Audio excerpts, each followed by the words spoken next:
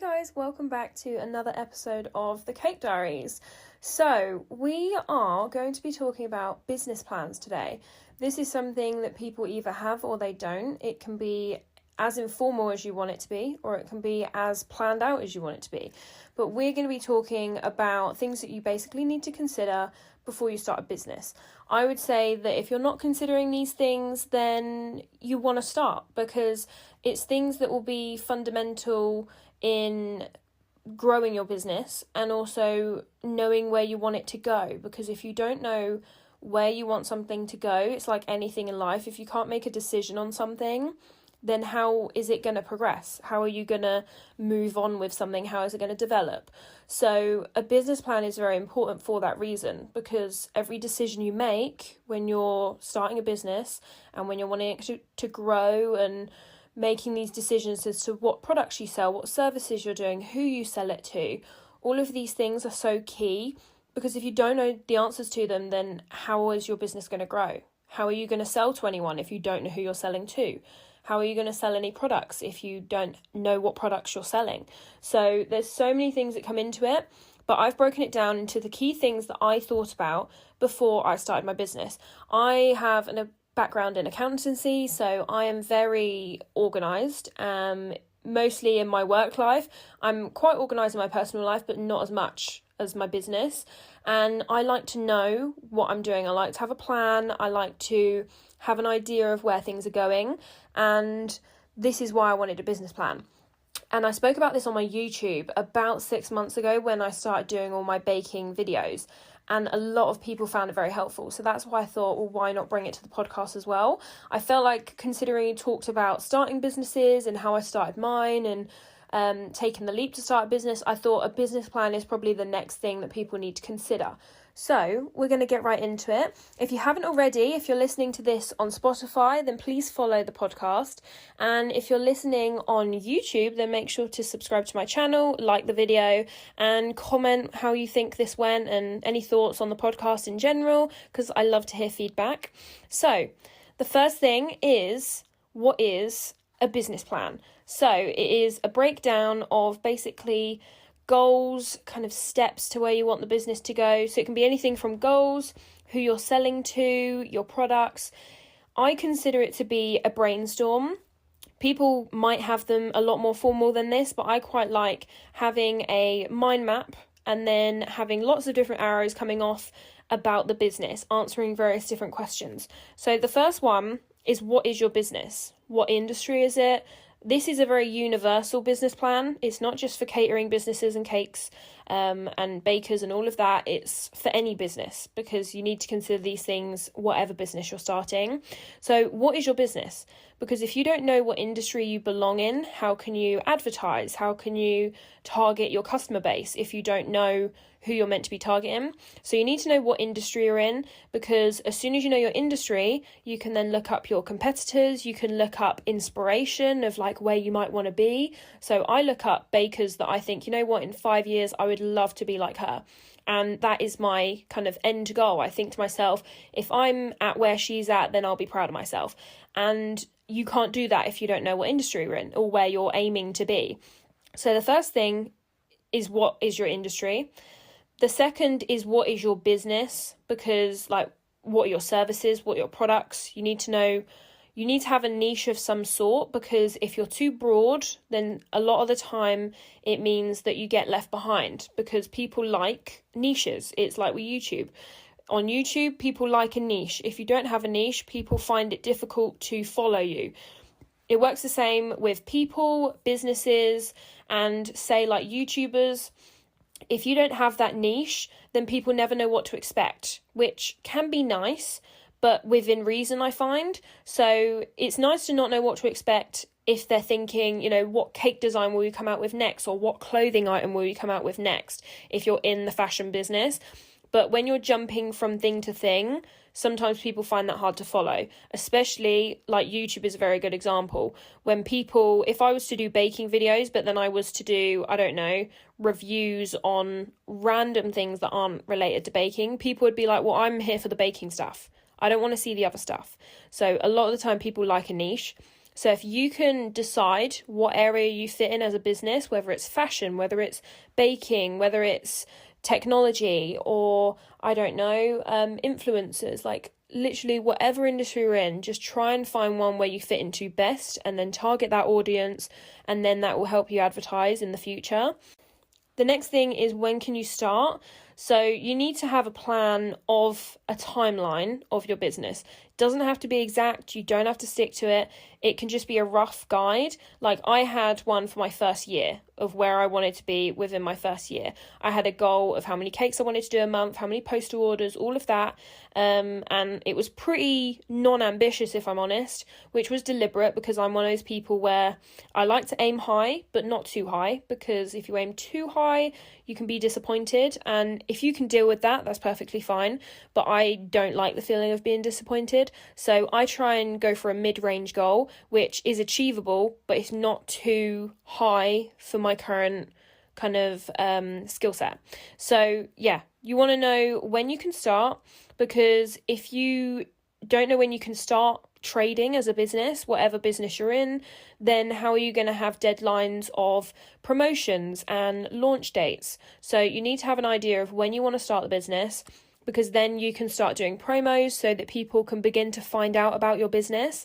And this is very, very key, because a lot of the time, if you start a business with no advertising whatsoever, and then all of a sudden you start trading, you expect to have orders from day one, a lot of the time you're not going to.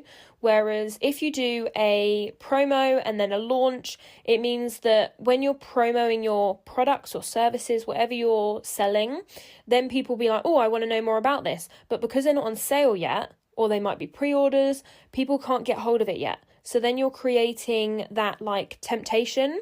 So then people can think, well, I really want to know more about this business, but I can't buy anything yet, so I have to wait.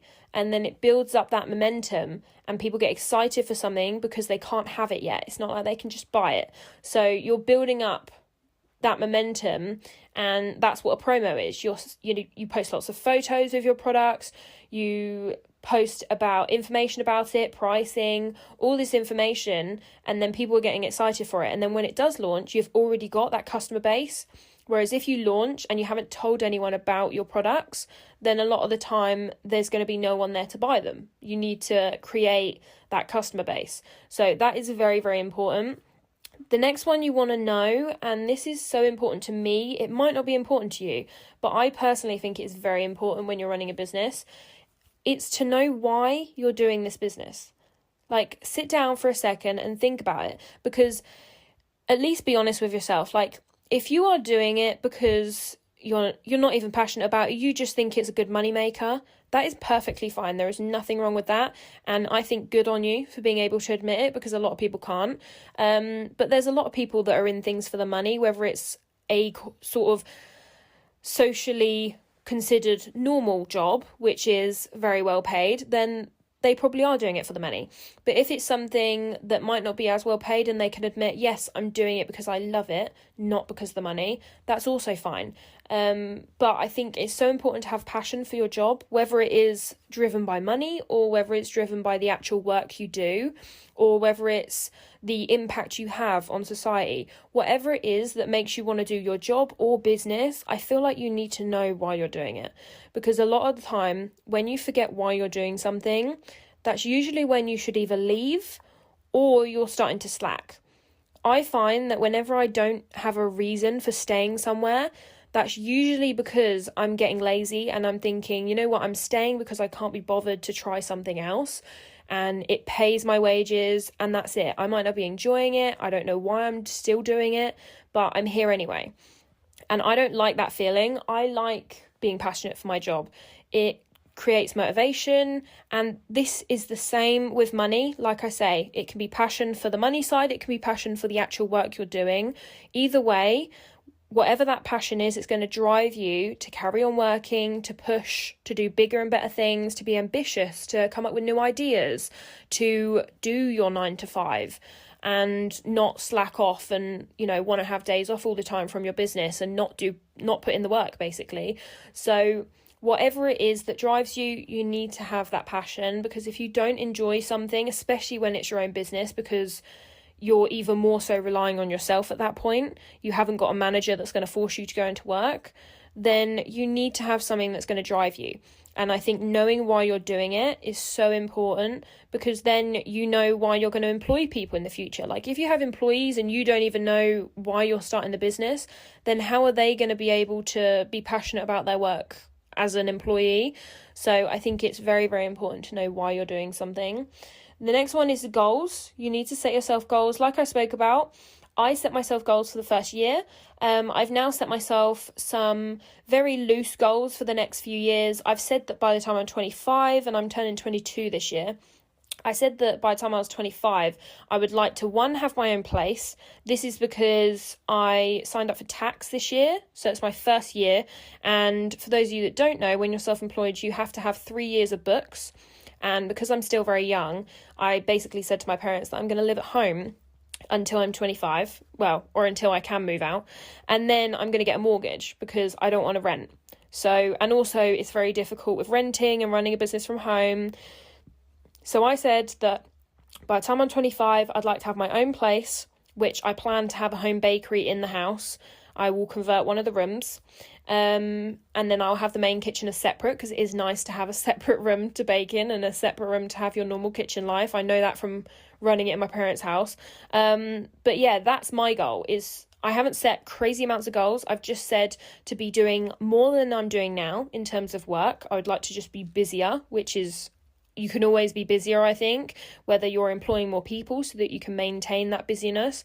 But I would just like to be busier. I would quite like to have one employee. I think it'd be quite nice, especially working from home. And obviously outside of COVID, that'd be more possible. But yeah, that is my two goals. I'd like to have my own house that I'd have a bakery in. And I'd also like to maybe have an employee. I don't mind if it's family. I have considered this. So yeah, we will see. I don't know where things are going to take me, but those are my goals. And that is for the next 3 years. So, you know, it's not crazy ambitious. It's an achievable goal that I've set myself, and there's not much pressure on it. And that's, like I say, you want to set yourself some goals. I'd say it's more important for the first year, because that is when you're going to probably grow the most, is your first year, because you're starting the business. It's all brand new. And then I would say after that, you can do maybe every 2 years and say, you know, within 2 years, I'd like to be here. And it's not so much something that you have to measure. It's just something that you can work towards. If you don't achieve it, that's perfectly fine, but it's just something to motivate you. Like, I always think about how I would love to have my own house, and whenever I'm taking on more orders or working late because I've got loads of work, I just think to myself, well, you know, all this money that I'm making, it's going to go somewhere good. So that's the way that I think about it. It's something that can motivate you. So I think it's good to have goals of some sort. I have this for my personal life as well, just general stuff, you know, like go to the gym this many times a week, you know, spend time with friends, make sure that I'm having time for friends and family, not just working all the time. Like simple goals that are achievable, but they just give you a little bit of drive to do something. I just think it's quite nice to have them, because it does give you that motivation that you might not have normally. So next, I would say, what do you need to do? So you need to have a little tick list of, this is more suited for when you're literally first starting. I think it's really important, because depending on what industry you're in, there's going to be various sort of hurdles that you have to jump over, and you need to be prepared to complete those things, whatever they are. So say for a baking business as an example, because I know a lot of you will probably be bakers listening. So you need to register with your council. You need to potentially register for tax. It depends whether you're doing it at the end of the financial year or you're doing it at the beginning. Some people do it at the beginning. You need to do your food hygiene level 2. You need to do your allergen qualifications, and you need to get insurance, anything like that.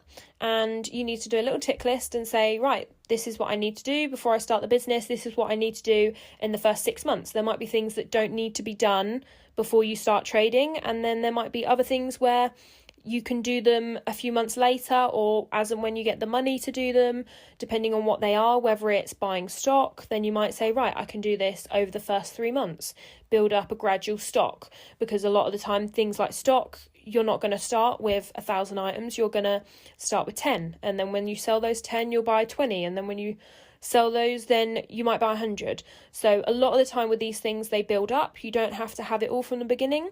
And like I say, with that, what you need, you could put on there that you need, for bakers, you might say, I need a stand mixer. It might not be something that you get immediately, but it's just something that you can have on your list and you know that you're working towards it. I think it's good to know what you need to do, because then you can tick it off as you've done it. And also if anyone asks, so say like when you're registering with your council, you can say to them, yes, I've done the following things because I had them noted down on my list, and yes, I've done them all. And it's just a way of keeping track of what you need to do, especially in certain businesses, because some have more regulations to follow than others. Some are very simple to set up. It really just depends on what industry you're in. And also things like setting up social medias you might have on there. So it's just a rolling list of things that you might need to do when you're starting your business. So the next thing is training. So you need to consider any training that you need to do. So this would be on your plan, because you would have maybe deadlines for when these things need to be completed. So like your level 2 food hygiene, that needs to be completed at the beginning. But things like in other industries where it's just freshers and it's just to kind of like revamp your knowledge, you already know the information, you've already got the qualification, but it's just like an updated version, those might not have such a strict deadline. But if you're doing something like baking where you need those qualifications before you start, then there is more of a deadline. So you need to know what those deadlines are, how long it takes to complete, how much it is, how much money to put aside. And getting on to that, we have budgeting, which is one of the most important things, and that is how you're going to fund this business. Because when you're starting a business, some will cost a lot more than others to start. Some will cost you virtually nothing. Some of them might just cost you a website, but it really just depends what industry you're in. So you need to know what is funding the business. So for this, what I did, like I say, I have a background in accounting, so I love this kind of thing. So what I did is I worked out my monthly bills, especially if you have more dependents. I am my only dependent. I am single. I don't have any kids. So I only had to think about my expenses, whereas obviously if you have kids, if you have a house, a mortgage, then you'll need to work out all those expenses that you have, so that you know how much money you need to make. This is very important, because obviously as soon as your business is making a loss, that means that every month, however much it's making a loss, say it's £200, that only takes 5 months, and then that's £1,000. It's a lot of money that you lose. So you need to make sure that you know how much money you need to make, and you know whether you can make that doing this business. So you work out how many cakes you need to make, for instance. So I did this. I said, how many cakes do I need to make a month? And if they're not cakes, how many brownies do I need to sell? How many cupcakes? And I did a rough estimate saying like, right, I need to do 5 cakes a month at £50. And then because my bills are only £300, I said, right, if I do 6 cakes, then that covers all my bills. But if I do 2 cakes and 10 brownies, then that will cover it. So I worked it out like that, so that I could then compare that to how many orders I had. So whatever you're doing, whether you're selling t-shirts, whether you're selling hourly services, which cost an hourly rate, then you can work out how many hours of work that you need to do. So it really depends on what industry you're in, but you can work it out. So you need to work out how much money you need to make, for starters, and then you need to work out your monthly outgoings, again, depending on what business you're in. Mine, luckily, I work from home, so I pay rent to my parents, which I was paying before because I live here. So it hasn't changed because I run a business. So that means that isn't a overhead for the business, that's a personal overhead. So it's things like insurance, or any monthly costs for training or ingredients, any electricity. Like I say, I live in my parents' house, so my rent pays for the electricity, so it doesn't get worked out. However, when I move out, I will be working out the electricity and charging customers a small percentage of that, which is typically what people do. They charge for their overheads. But like I say, I don't do that currently. But if you own your house, you'll need to work out your electricity, your gas, water, how much expenses that takes. And then you'll need to make sure that you're charging for that. So you need to work out all of your expenses to know how much money you need to make. Then you need to work out how many business expenses you have, because that will come out of your profit that you make every month. So say you make £500, if you've got £200 worth of expenses, then you're only going to be making £300. And if your bills are more than £300, then you're going to be out of pocket. So you need to work out how much money you need and how much money you're spending. And you want to work it out in the different areas. So things like how much you'll spend on ingredients per week, how much you have on expenses like insurance, and then just personal expenses as well. So yeah, you need to consider these things, because obviously you don't want to start any business when it's going to put you out of pocket. It's completely understandable that you might earn a lower wage than potentially an office job, because you are starting a business from scratch and the money is starting from scratch. It's not a built up business. So you might take a wage cut in that sense. However, you still don't want to be making very little. And like I say, what you want to be doing is setting yourself goals. So if you do earn, say, £500 that month, you want to say, you know what, next month I want to earn 700. And you want to see that growth each month, because if you're not, then obviously the business isn't growing, your customers aren't growing. So you want to make sure that you're constantly developing as a business. So that is a very important part, because obviously you won't be able to run the business if it doesn't make enough money. So like I say, you work out how much it needs to make, your overheads, and then the profit you need to make in order to pay your bills. So the last thing that we've got is how to advertise. So this depends how savvy you are. I'm very tech savvy, very, Word, Excel, all of those programs, and also very social media savvy. I have pretty much every social media: LinkedIn, YouTube, Twitter, Instagram, Facebook, all of the above, Etsy, website. And you need to consider whether you're able to do all of those, because obviously if you're not very tech savvy, then one, you need to consider whether you need someone else to do it. Two, whether you can do the training, so whether you can watch some YouTube videos in order to get an idea how to do it, or whether you could get help from someone, say like a sibling or a friend, which would be likely for free rather than paying someone to make it for you. So you need to consider these things, because these things can cost a lot of money. Building a website can be tens of pounds, it can be hundreds. Some people pay £100 for a website. I actually sell a pre-made template of my site, because I get a lot of questions asking me how I made it. Mine took me 3 days. I made it all by myself, and like I say, I'm very tech savvy, but it wasn't a quick job. It took me 3 days, and that wasn't until where it is now. I've done a lot of tweaking over the few months that I've had it. I've had it probably since January, I think. But yeah, I have been updating it every month, swapping various different things around to make it where it is now. But even now, I still change the odd bit about it. It will never be perfect. And that's why I would say that you don't want to pay someone to do it, because you're going to pay someone £100 to make your website, and it's likely that in 6 months you're going to want to change elements of it, because it gets old. Once people have been on your website 1,000 times, it gets old. It's nice to revamp it, change the photos around, change the text. And if you're not savvy enough to do that, then obviously it's going to be quite expensive to keep getting someone to change those things for you. So I would recommend doing your research, going on YouTube, looking at videos, because a lot of the time it's very easy to do once you've watched a few videos on it. So I would say make sure you do that, because that will save you a lot of money. And this goes for anything. Social media marketing, again, is quite expensive. So if you can manage all of your socials yourself, then that will save you a lot of money and time as well, because the quicker you get at making posts, captions, all of those things, the more time you'll save.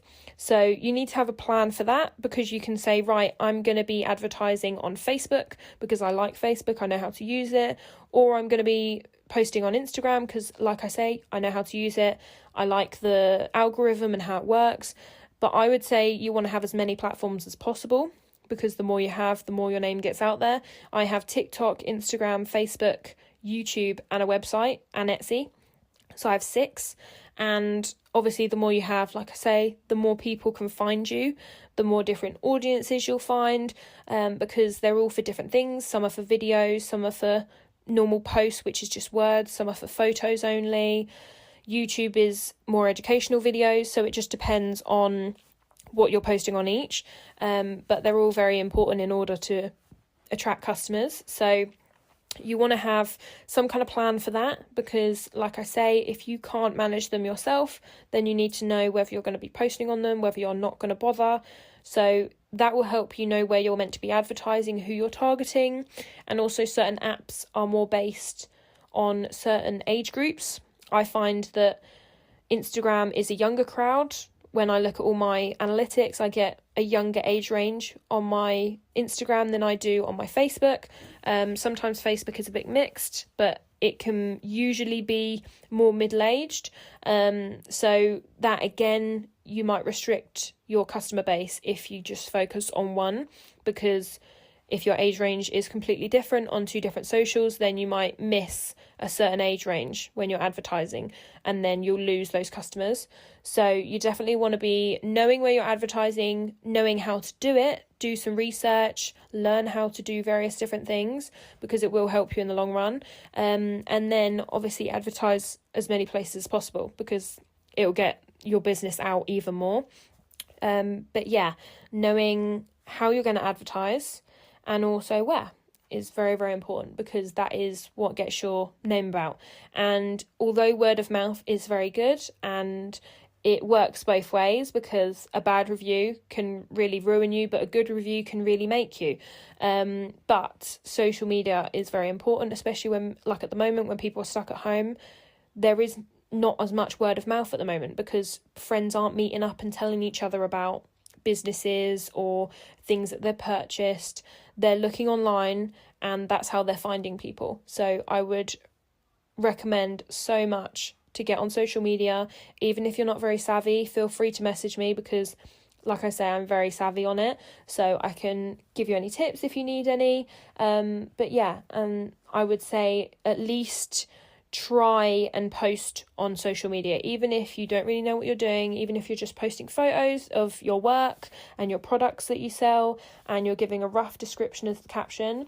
It will still be good promotion for you, even if you don't necessarily know who you're trying to target, because you're not familiar with the app itself. It will still benefit your business to have those photos out there, because then when people search your business, that's what's going to come up. Whereas people don't want to search a business that they've heard about and then no photos come up, there's no work, there's no products, because you're not on that social media platform. So I think it's very important to post on various socials, because that's how people will find you. But like I say, you need to have that in your plan. You need to know what you can do yourself, and also you need to know your strengths and your weaknesses, because if as a person, like I say, you aren't very tech savvy, then that would be your weakness. But if you potentially have a business partner, then maybe you can be the person that does the business. So whatever it is that you're making, whether it's a product, service, like for me, I might say, well, I'm going to do the baking because I'm good at that, and then I'll get someone else to do the social media because I'm not good at that.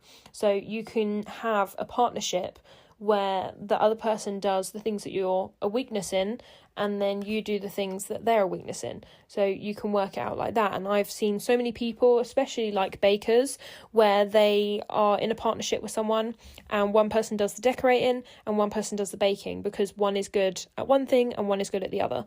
So that's another thing to consider, whether you're going to be a sole trader completely on your own, or whether you're going to be in a partnership with someone, or whether you would like to have a growing business that has multiple employees, not just one. So it just depends on what your goals are. But yeah, like I say, that is something to consider. I would definitely consider it when I grow bigger. At the moment, I quite like being on my own, but I wouldn't mind maybe having one or two people alongside me. But I do quite like the idea of a close-knit team rather than a big business. I'd like it to make a lot of money, but I want it to still be a small business in terms of the amount of people in it. Because yeah, I mean, like my thinking is that if you have a big business, obviously you've got more wages to pay. So if you are a smaller business, although you will do less work as a whole, you could still do more work as individuals of the business. Because if you think about it, everyone assumes that big businesses make a lot of money, but obviously the more overheads you have, like a shop and all these employees that need wages paid and like warehouses and various other things, they make more money, but then they've also got a lot more overheads. Whereas you could make a lot of money still as a person that is maybe only has 2 employees, which means that you could make, I mean, I've seen people that are 2 people per business, and they make sometimes 8 cakes a day. And you think, well, I wouldn't make 8 cakes a day, I'd maybe make 5, but you'd make a lot of money doing that, but you would only have 2 people's wages and 2 people's overheads, and it's still a nice close-knit team without having all of these things to worry about, because I like the idea of not having too much to worry about, because as soon as you have a shop and all those other things, then there's a lot of things to worry about. There's a lot of things to consider, and you're going to be managing all of that. So yeah, it really just depends where you want your business to go. That's my personal kind of goal, is to have 1 or 2 employees, but keep it fairly small. Maybe have a unit rather than a shop, so it wouldn't be like a shop front. It'd be more of a baking space if I needed to expand, but it really just depends on where you want your business to go. So that's definitely something to consider. But yeah, that is pretty much everything that I wanted to say on business plans. It's quite a quick one, podcast wise. Normal YouTube video, it's nice and long for people, but for the podcast it's nice and short. I wanted to keep it short and sweet this week, and yeah, I wanted to make sure I spoke about this topic because I think it's really important to have a business plan. So if you have any questions regarding business plans, please let me know, because I will happily answer them. If you are listening on YouTube, then just comment them down below. And if you're listening on Spotify, then feel free to message me on Instagram. My Instagram is @sweetthingsbyamy, and you can ask me questions. You can follow and see all my cakes. And yeah, like I say, if you don't already, please follow me on YouTube and hit the bell to be notified every time I upload a new video. There's a lot of vlogs going up on YouTube at the moment, so you can come here and listen to my business stuff, and then you can go to YouTube and watch my vlogs. So yeah, I hope you enjoyed listening to this, guys, and I will see you in next week's podcast. See you later.